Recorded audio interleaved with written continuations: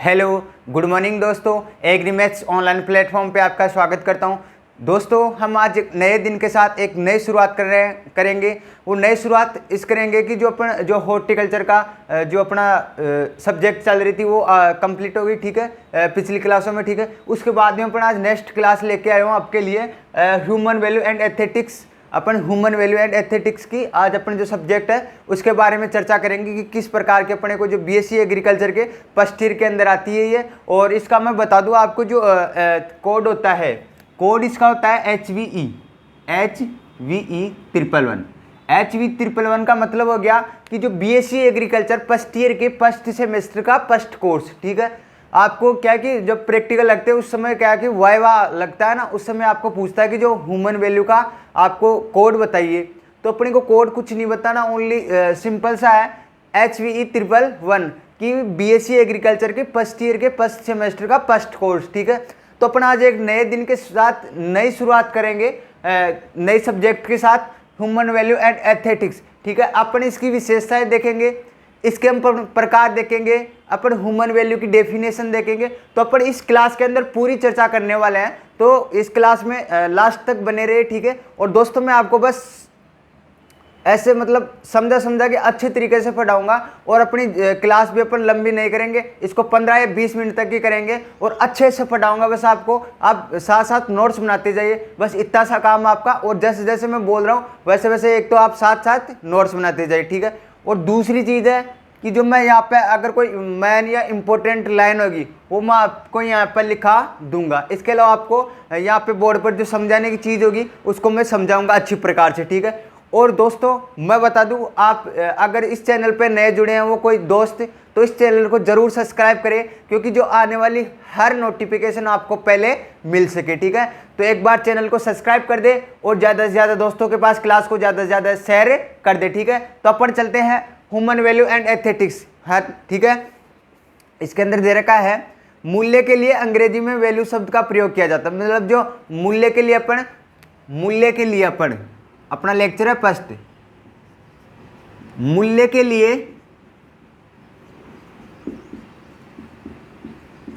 अंग्रेजी में वैल्यू शब्द का प्रयोग किया जाता है। किसका? वैल्यू शब्द का प्रयोग किया जाता है, ठीक है। अब देखते अपन आगे। वैल्यू की उत्पत्ति ग्रीक वैल्यू शब्द से हुई। किसके? ग्रीक शब्द से हुई है। ग्रीक शब्द वैल्यूर किस शब्द से? अगर आपको ऐसे पूछ ले कि जो ह्यूमन वैल्यू वो है आपका जो वैल्यू शब्द है, मूल्य शब्द है, वो किस भाषा का शब्द है? वो किस भाषा का शब्द है? ग्रीक से। और किससे मिलकर बना? ये वैल्यूर शब्द से मिलकर बना है। इसके बाद में अपन देखते हैं जिसका तात्पर्य वर्त होता है। जो मतलब ये वैल्यूर होता है उसका तात्पर्य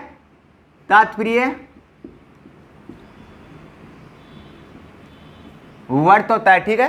दोस्तों, आप साथ साथ उतारते जाइए। एवं इसका सार महत्व, यह सार या महत्व किसी कर्म के परिणाम, प्रभाव या गुण के संदर्भ में मापित किया जाता है। यह किसी कार्य, कर्म या गुण के संदर्भ में मापित किया जाता है ये मूल्य, ठीक है। यही उसकी वैल्यू का मूल्य होता है। यही उसकी वैल्यू का मूल्य होता है। मतलब या तो किसी कर्म या ये गुण वगैरह के संदर्भित में किया जाता है। इसके बाद में अपन इसकी डेफिनेशन देखते हैं। अपन इसकी,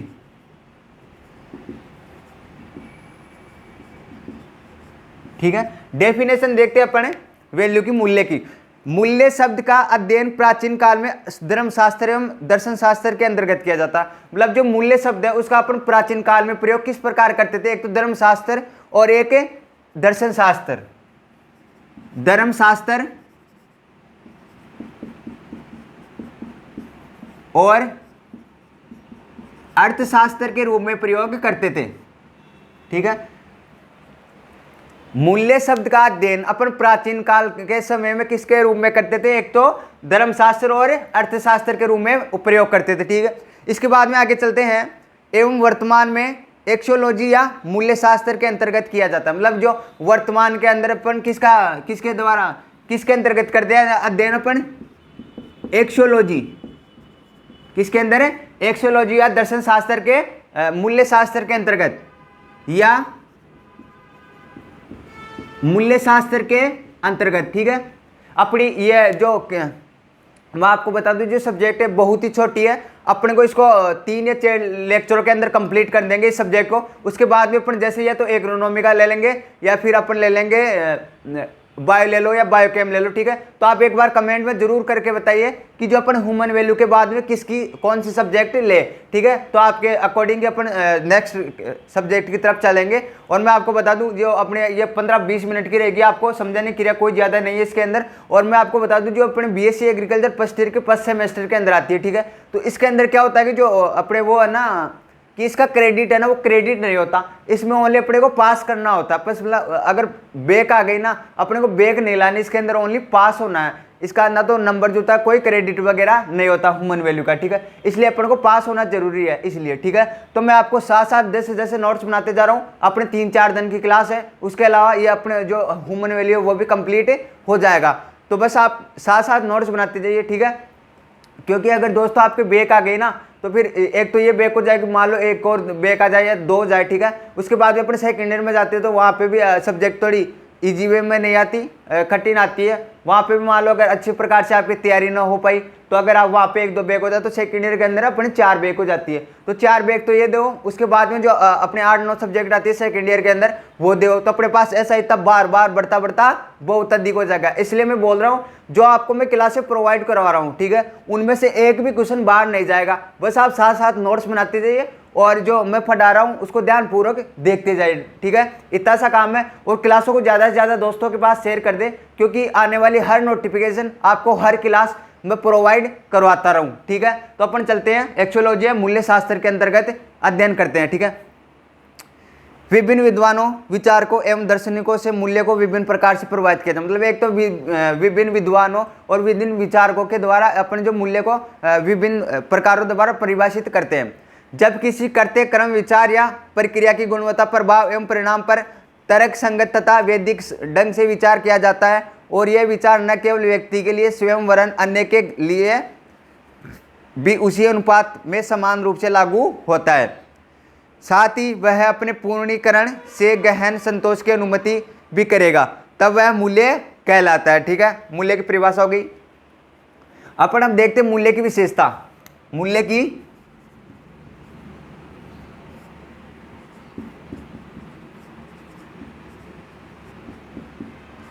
की विशेषता देखते हैं किस प्रकार की अपने को जो मूल्य की विशेषता है। मूल्य व्यक्तिक से सार्वभौमिक रूप से हो सकता है। मतलब जो मूल्य है वो व्यक्तिक से सार्वभौमिक हो सकता है। मतलब व्यक्तिक से सार्वभौमिक हो सकता है। क्या हो सकता है? मूल्य, ठीक है। मूल्य के संबंध में व्यक्ति से आरंभिक विद्वान तक विश्वास होता है। मतलब जो मूल्य के संबंध में व्यक्ति में आरंभिक विधानात्मक विश्वास होता है। मतलब व्यक्ति के अंदर व्यक्ति में विधानात्मक विश्वास होता है। कैसा होता है? विद्वानात्मक।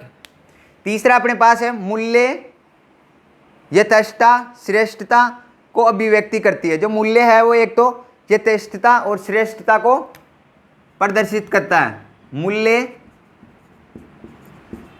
यथेष्टता और श्रेष्ठता को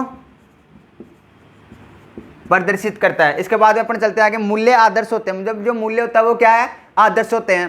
प्राप्ति के समय में व्यक्ति से बाहर आते हैं। ये प्राप्ति के समय व्यक्ति से बाहर आते हैं मूल्य। इसके बाद अपन टाइप ऑफ वैल्यू देखते हैं। इसकी जो टाइप ऑफ वैल्यू देखते हैं आगे। टाइप ऑफ वैल्यू का मतलब होता है कि अपन मूल्य के प्रकार देखते हैं। मूल्य के प्रकार कितने होते हैं? मूल्य के प्रकार अपने पास एक तो होता है धर्म, अर्थ, काम, मोक्ष। धर्म, अर्थ, काम, मोक्ष 4 प्रकार के होते हैं। अपन धर्म देखते हैं, इसकी उत्पत्ति द्विधातु से हुई है। इधर देखते हैं अपन धर्म, अर्थ, धर्म हो गया, अर्थ हो गया, काम हो गया, मोक्ष हो गया, ठीक है। इसकी धर्म की उत्पत्ति द्विधातु से हुई है। किसकी उत्पत्ति द्विधातु से हुई है? धर्म की। जिसका सरल अर्थ है धारण करना, मतलब इसका जो सरल अर्थ है वो क्या है, धारण करना। ठीक है, इसके बाद में अपन चलते हैं जो धर्म हुआ, इसके बाद में अपन अर्थ के तरफ चलते हैं। तो अर्थ के अंदर इसके बाद में जो 4 प्रकार देख लिए अपन, धर्म अर्थ काम मोक्ष, इसके वैल्यू के 4 प्रकार होते हैं। अपन धर्म को अपन द्विधातु से मिलकर बनाया, ये इसको अपन द्विधातु का मतलब तात्पर्य होता है कि धारण करना। इसके बाद में अपन एथेटिक्स देखते हैं, एथेटिक्स। ठीक है, यहाँ पे भी था अपने पास एथेटिक्स, वैल्यू एंड एथेटिक्स। अपना जो वैल्यू था कि मानव के अंदर जो वैल्यू किस प्रकार है वो वैल्यू कंप्लीट हुआ। इसके बाद में अपन एथेटिक्स देखते हैं। एथेटिक्स के अंदर है, एथेटिक्स देखते हैं इधर।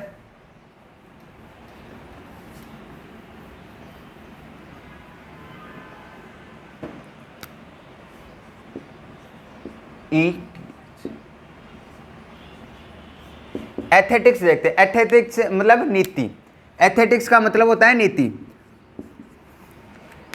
नीति की उत्पत्ति नी धातु से वितन प्रत्यय के योग से मानी जाती है। नी धातु के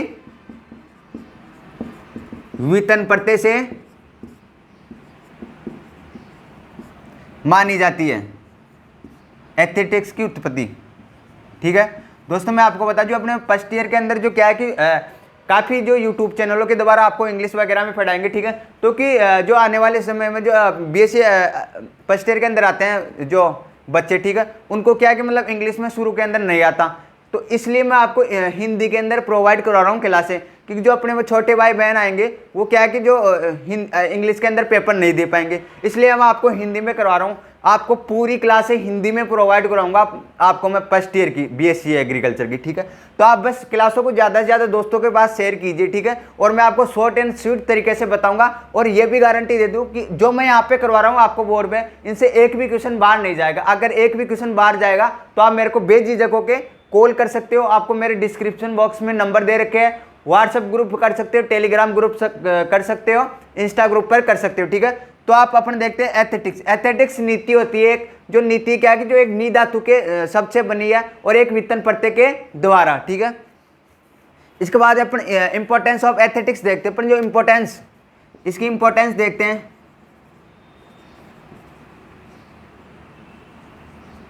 importance in aesthetics,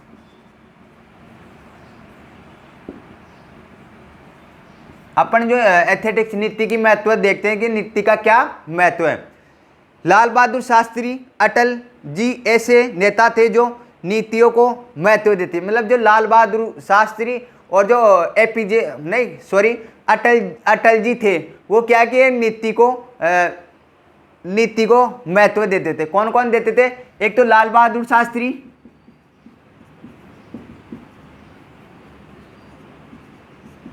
Lal Bahadur Shastri ji, ठीक है, और एक कौन देते थे? अटल जी। ठीक है, ये दो ही ऐसे व्यक्ति थे जो नीति को महत्व देते थे। इसके बाद अपन आगे चलते हैं। आज अंतरात्मा की आवाज न सुनकर केवल भौतिक सुविधाओं की ओर ध्यान दिया जाता, मतलब आज के जमाने में क्या है जो मतलब अंतरात्मा की, मतलब मन की बात न सुनकर आजकल साधनों की तरफ ध्यान देते हैं। मतलब अंतरात्मा के न सुनकर अपने भौतिक सुविधाओं की, मतलब जो भौतिक सुविधाओं की तरफ ध्यान देते हैं, मतलब मन की नहीं सुनते आजकल के लोग, वो भौतिक सुविधाओं की तरफ पे जाते हैं। अगर जिसके पास अच्छी भौतिक सुविधा हुई उसके पास तो जाएंगे, और जो लोग अगर मन से बहुत ही दुख में है, ठीक है, उसकी तरफ पे कोई नहीं जाएगा और कोई नहीं देखेगा। ओनली आजकल के ज़माने में सबको भौतिक सुविधा चाहिए, इसके अलावा कुछ नहीं चाहिए। इसके बाद में है, इस खाद्य पदार्थ जैसे बेसन, दाल, मिर्च, घी, खोया, तेल में मिलावट ही आ रही है। मतलब आजकल के तो क्या है कि जो मतलब दाल, चीनी, तेल ले लो, हल्दी वगैरह कोई भी ले लो, मिर्च में घिया ले लो, घी ले लो, खोवा ले लो, उनमें भी क्या है कि आजकल तो मिलावटें आने लग गई। ऐसा अपना जो देश है इस प्रकार क्या है कि जो मतलब आत्म से, मतलब अंदर से संतुष्ट नहीं है व्यक्ति, बस वो है सुविधा, भौतिक सुविधा से है। व्यापारी वर्ग अत्यधिक मुनाफे के प्रलोभन में नीति को तिलांजलि दे रहा है। मतलब जो व्यापारी है वो क्या कि अपने जो प्रलोभन, मतलब लाभ के लिए जो मूल्य, इसको नीति को तिलांजलि दे रहे हैं, मतलब त्याग रहे हैं। मतलब जो अपने व्यापार को बढ़ाने के लिए, अपने को जो लाभ प्राप्त करने के लिए जो क्या कि व्यापारी है वो एक नीति को त्याग रहे हैं एक प्रकार से। आज नीतियों के अभाव में परिवार टूट रहे, मतलब जो नीति है उसके चक्कर के अंदर अपने परिवार भी टूट रहे हैं। छोटे छोटे परिवार होते हैं, पहले क्या कि जो जॉइंट फैमिली रहा करती थी, 3-4 5-5 6-6 भाई रहा करते थे। आजकल क्या कि मतलब हम दो हमारे दो, बस इतने रहते हैं, ठीक है। इस प्रकार है अपने स्वयं के बच्चे पत्नी के अलावा अन्य सदस्यों पर ध्यान नहीं दिया जाता। मैं अभी बताया था आपको कि मान लो जो हस्बैंड वाइफ उसके अलावा 2 बच्चे उसके, ठीक है, तो हम 2 हमारे 2 ऐसे रहते हैं, उसके अलावा किसी की तरफ ध्यान नहीं दिया जाता परिवार के अंदर। ऐसा सिस्टम आ गया, नीति को त्याग रहे हैं लोग। पहले नीति के कारण संयुक्त परिवार में सभी परिवार को लोग इकट्ठे रहते थे। मैं आपको बताया था कि अभी जो पहले क्या है कि मतलब नीति के कारण संयुक्त परिवार से मतलब एक जॉइंट फैमिली की तरह रहते थे, पर आजकल नहीं रहते। अपन देखते हैं नीति की विशेषता है कि नीति की क्या क्या विशेषता है, ठीक है। एक बार मिटा देता हूं इसको। नीति की विशेषताएं देखते हैं अपन।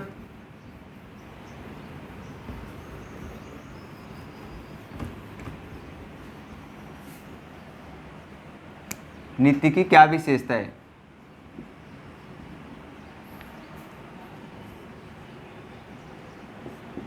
नीति की विशेषताएं, ठीक है। नीति की विशेषताएं, नीति व्यक्ति के शील स्वभाव एवं चरित्र का निर्माण करती है। मतलब जो नीति है वो मनुष्य के चरित्र और शील स्वभाव, मतलब एक तो मनुष्य के स्वभाव को और एक चरित्र को प्रदर्शित करती है, ठीक है, निर्माण करती है।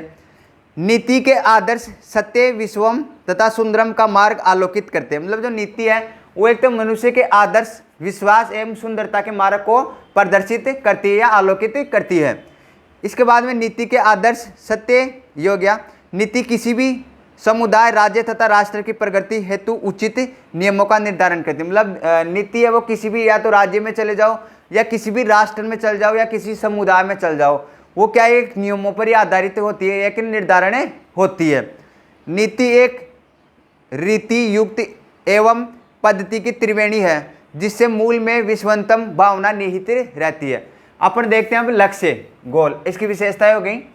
अगर आगे चलते हैं लक्ष्य, ठीक है, लक्ष्य की तरफ देखते हैं अपन। साधारण शब्दों में कहा जाए तो गोल हमारा वह लक्ष्य होता है। मतलब जो गोल हमारा, अगर साधारण शब्दों में कहा जाए, साधारण शब्दों में कहा जाए तो गोल ही एक लक्ष्य है। गोल ही एक लक्ष्य है। आगे चलते हैं अपन कि अपन जो साधारण अगर भाषा में कहा जाए, ठीक है, या अगर साधारण शब्दों में कहा जाए तो अपने पास जो गोल है उसे अपन लक्ष्य कहते हैं, जिसे हम पाना चाहते हैं और उसे लिए अपन लगातार प्रयास करते हैं, ठीक है। अगर हम किसी चीज को पाना चाहते हैं उसके लिए अपन अगर लगातार प्रयास करें ना, उसे अपन लक्ष्य कहते हैं, ठीक है। देयर आर गुड 3 टाइप्स, इसके अपन जो गोल है इसके अपन 3 टाइप पढ़ेंगे। टाइप ऑफ गोल या लक्ष्य, ठीक है, 3 प्रकार है इसके। एक तो हो गया शॉर्ट टर्म गोल। पहला कौन सा हो गया?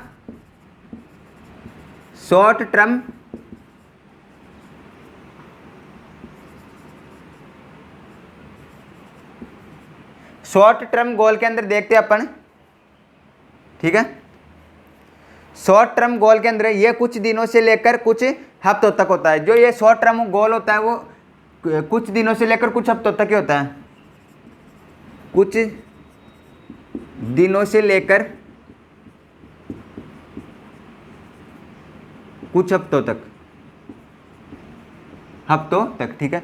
ये क्या है कि मतलब कुछ समय से लेकर कुछ हफ्तों तक। जैसे मान लो कि आज के दिन से स्टार्ट करके अपना जो आने वाला मतलब या अपना जो हफ्ता चल रहा है, ठीक है, सप्ताह चल रहा है, वो कंप्लीट होते हैं अपने पास जो शॉर्ट टर्म गोल है वो लक्ष्य पूरा हो जाएगा, ठीक है। इसके बाद में अपन मिड टर्म गोल देखते हैं, जो मिड मध्य होता है।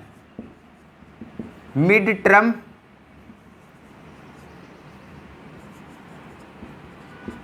गोल के अंदर, मध्यम के अंदर क्या होता है, ये कुछ हफ्तों से लेकर कुछ महीनों तक होता है। जो अपना कुछ दिनों से लेकर कुछ हफ्तों तक हो रहा था, इसके अंदर अपन कुछ हफ्तों से महीनों तक और इसके बाद में जो लॉन्ग अपना लॉन्ग टर्म गोल के अंदर कुछ महीनों से लेकर कुछ सालों तक। तीसरा है लॉन्ग टर्म,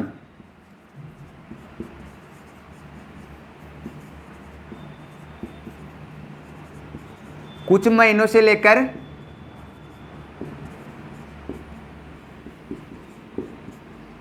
सालों तक।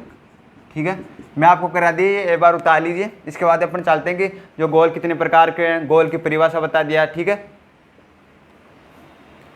गोल की परिभाषा वही होती है जो जिसे हम पाना चाहते हैं, जहाँ जब तक अपने पास जो लक्ष्य प्राप्त न हो जाए जब तक अपने को लगातार प्रयास करना चाहिए। इसके बाद अपन इंपॉर्टेंस ऑफ गोल की देखते हैं। तो जो इंपॉर्टेंस क्या है इसका, इंपॉर्टेंस ऑफ गोल, अपन लक्ष्य का महत्व देखते हैं। सच कहूं तो दोस्तों, हम में से ज़्यादातर लोग ना तो अपने जीवन का कोई लक्ष्य निर्धारित करते हैं, ना ही इसकी महत्व को समझते हैं। मतलब अगर आज के ज़माने में क्या कि मतलब जो मनुष्य क्या कि अगर सच देखा जाए तो अपने लक्ष्य को ना तो निर्धारित करते हैं, ठीक है, और ना ही इसकी महत्व को समझते हैं। मतलब लक्ष्य का क्या महत्व है, ना लक्ष्य को समझते कि क्या लक्ष्य है। ठीक है, जबकि बिना लक्ष्य जीवन किसी काम का नहीं। मतलब अगर अपने पास कोई लक्ष्य नहीं होगा अपने जीवन में तो जीवन किसी भी काम का नहीं है। ठीक है, अपन किसी भी उद्देश्य से अगर अपने पास लक्ष्य नहीं है तो अपने पास बेकार जिंदगी जी रहे हैं। ठीक है, इसके बाद में है, क्योंकि लक्ष्य वह कार्य होता है जिसके पूरे होने की इच्छा हम दिल में दबाए रखते हैं। मतलब एक लक्ष्य वह कार्य होता है कि अपने पास जो लक्ष्य को अपन दबाए रखते हैं तो उसके अंदर क्या है कि जो इच्छा अपने दिल में दबाए रखते हैं। अपने लक्ष्य वह होता है कि अपनी इच्छा को अपने दिल में दबाए रखते हैं। जैसे अगर अपना लक्ष्य पूरा हो जाता है उसके बाद में अपन दिल से बाहर निकाल दे अपनी इच्छाओं को। ठीक है, क्योंकि हमें असंभव सा या कठिन सा प्रतीत होता है, जबकि जीवन का लक्ष्य अगर सामने हो तो मेहनत करना अच्छा भी लगता है। मतलब अगर जीवन का लक्ष्य अगर आपके आंखों के सामने हो, ठीक है, आपके दिमाग में हो, तो वो अपने को करने में, मेहनत करने में भी मजा आता है, आसान भी लगता है और हमें इसे काफ़ी हद तक सफल भी हो जाता है। मतलब एक अपने को आसान भी लगता है और एक काफ़ी हद तक संभव मतलब सफल भी हो जाता है। लक्ष्य निर्धारण के पश्चात हमें मेहनत करने के लिए एक सही दिशा ज्ञात करनी चाहिए। मतलब अगर आपको लक्ष्य निर्धारित करके आपको अगर लक्ष्य प्राप्त करना है तो आपको एक दिशा चुननी होगी। उस दिशा के अनुरूप या उसके नियमों के कानून कायदों के अनुसार चलोगे तभी आपको लक्ष्य प्राप्त हो पाएगा, अन्यथा नहीं हो पाएगा।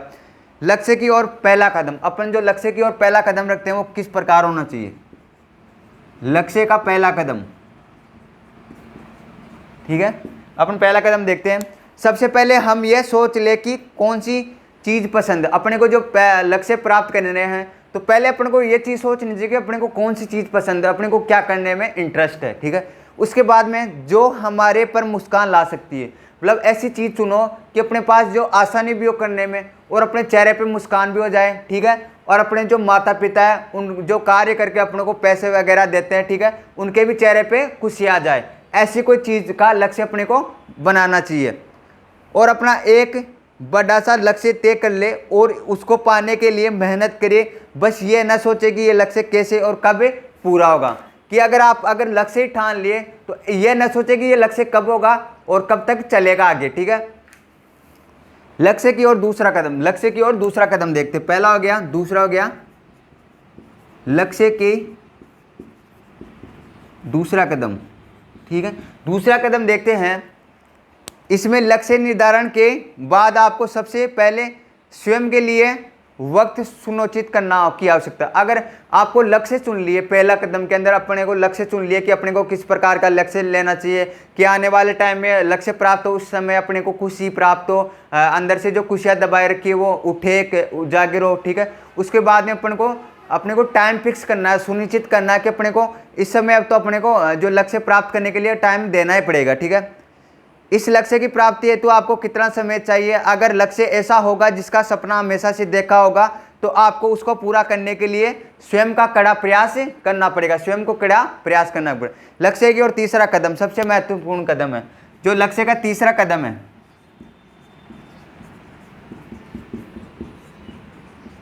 महत्वपूर्ण, कई बार आपको बीएससी एग्रीकल्चर फर्स्ट ईयर के अंदर ये तीसरा क्रम भी पूछ लेते हैं, आपको इसकी परिभाषा भी पूछ लेंगे कि गोल की परिभाषा बताइए, ठीक है। और ये पिछले एग्जाम में पूछा भी हुआ है, जो लक्ष्य की परिभाषा बताइए, नीति क्या है, नीति की विशेषता बताइए, ऐसे क्वेश्चन पूछते हैं, ठीक है। तो अपना तीसरा कदम है लक्ष्य पूरा करने हेतु जो कार्य करने हैं उनकी योजनाएं बनानी है। मतलब जो अपने को जो लक्ष्य करना है, अपन उसको पहले उनकी योजना बनानी चाहिए कि किस प्रकार अपन करेंगे, कितने टाइम पर पूरा करेंगे, ऐसा पूरी लक्ष्य बनाने के चाहिए।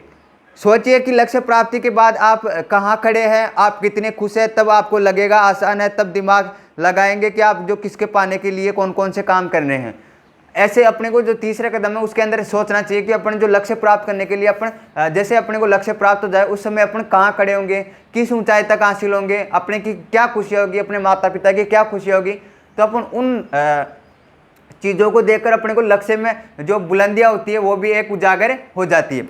अगर जीवन में एक निर्धारण लक्ष्य नहीं होगा तो हम किसी भी मंजिल को हासिल नहीं करेंगे। अगर अपने पास लक्ष्य प्राप्त करने का एक कोई मेन मकसद नहीं है तो अपने पास कभी भी अपन मंजिल हासिल नहीं कर सकते, असफल रहेंगे। क्योंकि जब हमको यही पता नहीं कि कितने भी हो मंजिल पर नहीं पहुंचते, लक्ष्य ही सफलता की सीढ़ी होती है। मतलब जो लक्ष्य ही एक सफलता की पीढ़ी होती है, लक्ष्य ही सफलता की पीढ़ी होती है। अपन देखते हैं मिशन ऑफ लाइफ, मतलब जीवन का उद्देश्य देखते हैं कि किस प्रकार का जीवन का उद्देश्य है, ठीक है। तो अपन एक बार आज की क्लास यहीं समाप्त करते हैं। इसके बाद अपन जो अगर आपको मेरी अगर क्लास अच्छी लगी हो तो क्लास को ज़्यादा से ज़्यादा दोस्तों के पास शेयर कीजिए, ठीक है दोस्तों। अपन फिर एक बार नेक्स्ट लेक्चर में मिलेंगे। जब तक जय हिंद जय भारत, धन्यवाद दोस्तों।